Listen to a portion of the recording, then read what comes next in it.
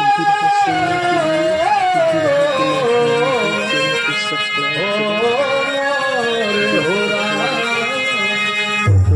से चैनल को सब्सक्राइब करें।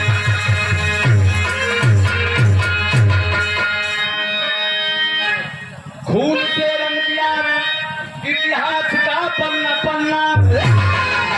नारा जय हिंद भारत का झंकार भारत सीने पे बोली वतन पे हजारों जमानों की ललकार चला दो ब्रिटिश वाली जुल्मों की लंका,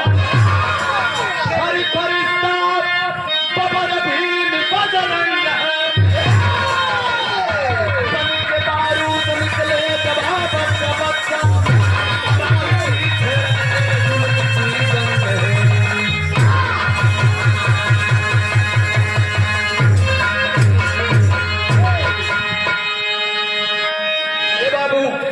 बात उस समय की है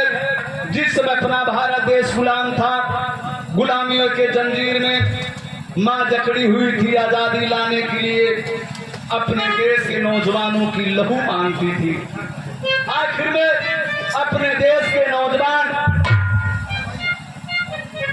अपने लहू को दे करके अपने देश को आजाद